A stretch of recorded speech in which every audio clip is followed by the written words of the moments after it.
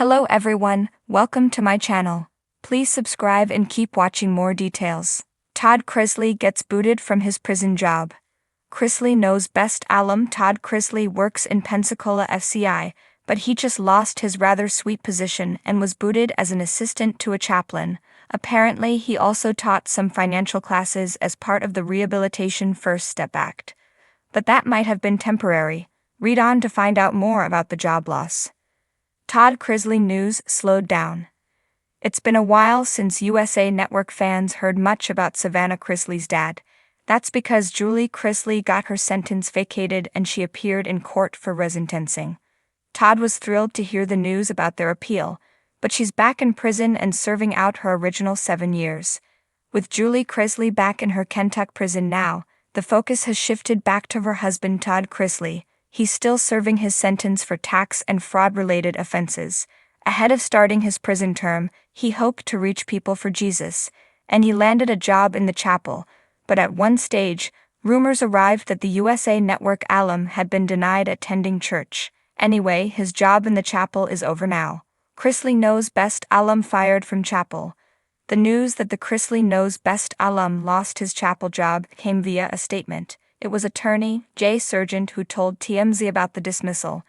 The outlet cited the legal evil as saying that, allegedly, the prison authorities didn't like him chatting with those people in the program who attend the prison on a part-time basis.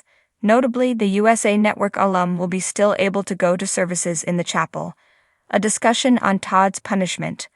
While not much else is known about the booting of the former Chrisley Knows Best star, fans of the show discussed it on Reddit. There, they threw out their ideas and opinions. Here are some of those speculations. Oh wow, so he was likely getting messages out to people, through the part-time inmates. All through the cover of religion. What a coincidence the two offices were close together. He's a sly old fox and apparently the prison knows it. RDAP is the Residential Drug Abuse Program. They have all sorts of rules. It's very strict. Y'all. The way I laughed at this. I wish they would put him in solitary confinement. It was another typical Monday morning at the Federal Correctional Institution Pensacola. Rows of stainless steel machines hummed with a rhythmic clatter, and the air was heavy with the scent of industrial detergent.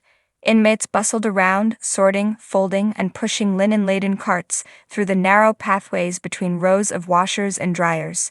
For most, laundry duty was a job to get done, a way to pass the time without making waves.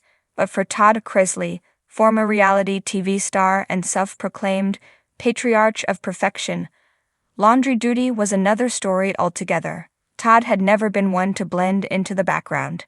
Whether on screen or off, his presence was as pronounced as his southern drawl. Now, even behind prison walls, he'd managed to bring a dose of drama and flair to an otherwise humdrum operation. Since he'd first been assigned to laundry duty, Todd had turned every aspect of the job into an art form, from folding sheets with military precision to arranging towels into impressively symmetrical stacks. Yet somehow, this attention to detail didn't bring him respect. It brought him ridicule both from fellow inmates and the staff who weren't impressed by his quest for laundry supremacy. And it didn't stop there. Todd had also become known for his unsolicited enhancements to the prison's laundry room processes. Before long, he was giving pointers to other inmates on the right way to operate washers or fold pillowcases, whether they wanted the advice or not. If one inmate happened to haphazardly toss a shirt into the machine, Todd would stop them mid-throw. "Honey, I don't know how y'all did it before," he'd drawl, "but here in Chrisley's laundry world, we respect the fabric."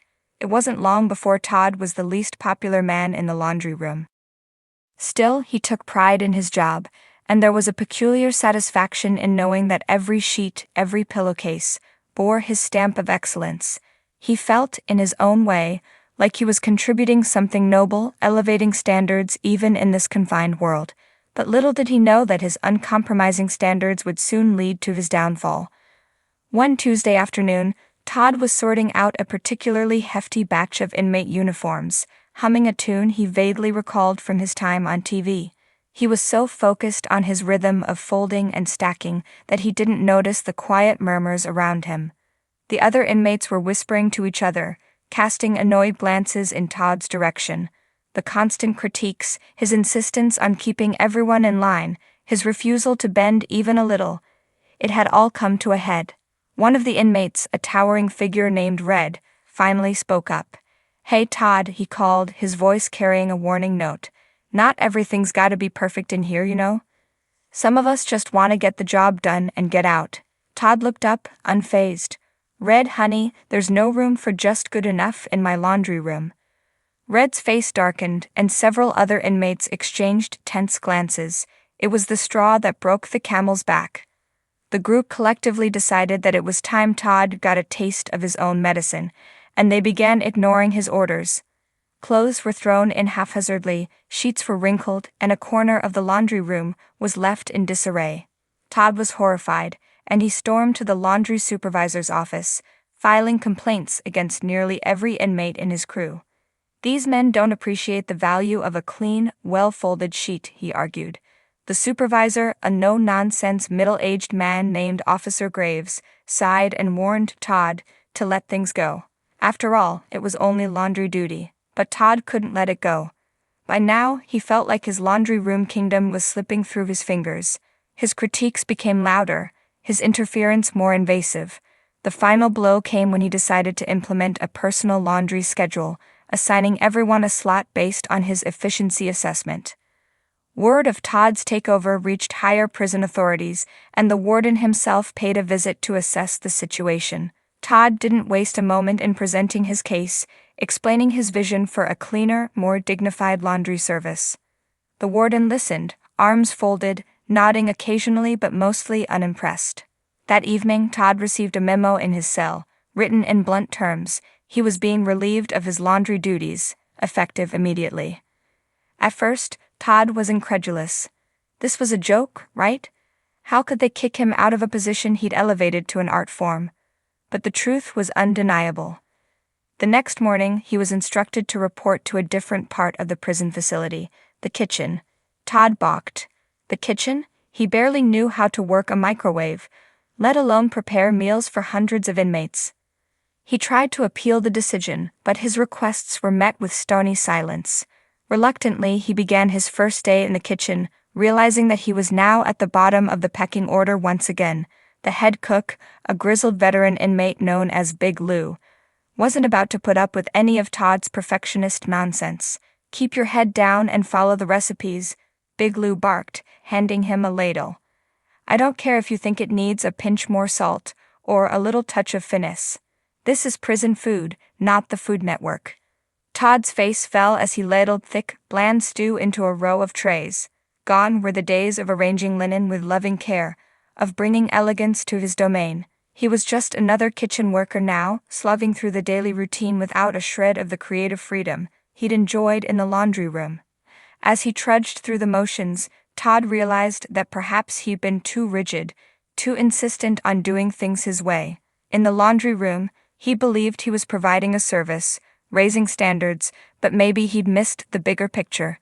Here in the kitchen, there was no room for his personal flair, just hard, monotonous work. It was a humbling experience, and one that forced him to reevaluate his approach. Days turned into weeks, and Todd slowly adjusted to his new role. He stopped complaining as much, and even made an effort to get along with Big Lou. He learned the basics of cooking in bulk, how to manage time in a busy kitchen, and how to handle criticism without firing back. Ironically, the kitchen became the one place he couldn't control, and in that, he found an unexpected freedom.